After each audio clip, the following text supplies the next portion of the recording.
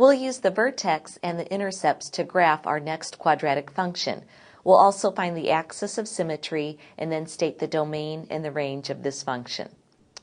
We have f of x equals x squared minus 2x minus 3. This quadratic function is given in standard form of f of x is equal to ax squared plus bx plus c. Whenever we have our quadratic function given in this standard form, we can use the formula for the vertex. But before we do that, let's first of all state whether it opens up or opens down. Since our a in this case is 1, a is greater than 0, so our parabola or our quadratic function opens up.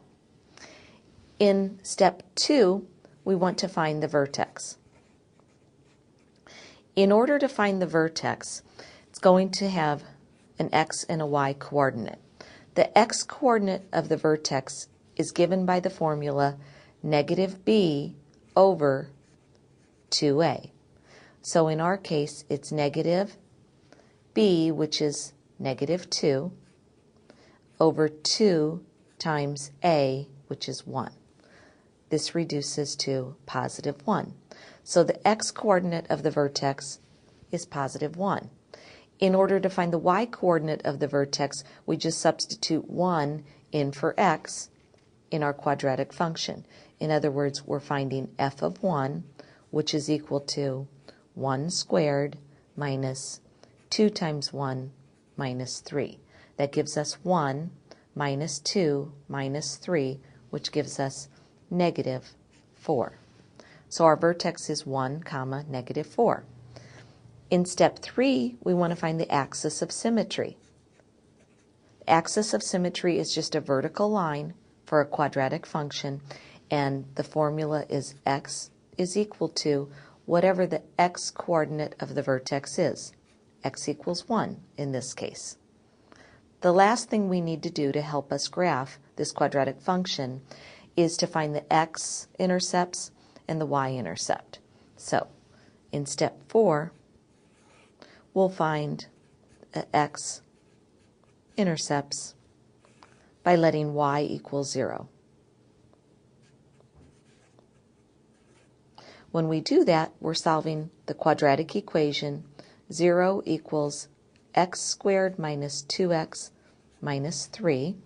This will factor, and we get 0 equals x minus 3 times the quantity x plus 1. And if we set each of these factors equal to 0, if we set x minus 3 equal to 0, we get the x-intercept of 3. And if we set x plus 1 equal to 0, we get the x-intercept of negative 1. Let's also find the y-intercept.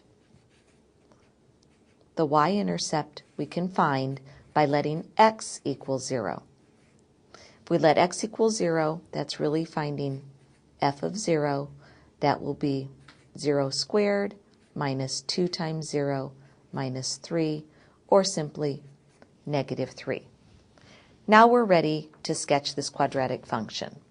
We know, first of all, that it opens up, and we know the axis of symmetry is the line x is equal to 1. So let's draw in our axis of symmetry, the vertical line, going through 1 on the x-axis. Next, we'll plot the vertex, 1, negative 4, on the axis of symmetry. We'll also plot the two x-intercepts we found, 3 and negative 1. So positive 3 and negative 1. And finally, the y-intercept is negative 3. Now we'll sketch this and make a smooth curve.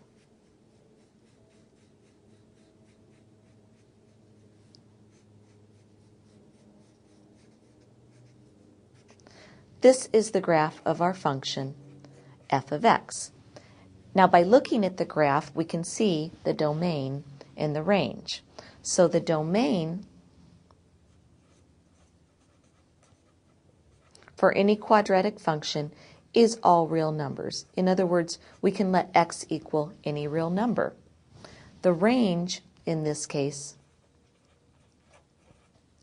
If we look at our graph, we can see that the smallest y value we see on our graph here at the vertex is -4. So the y values go as low as -4 or greater than -4. So the range is on the closed interval from -4 to +infinity.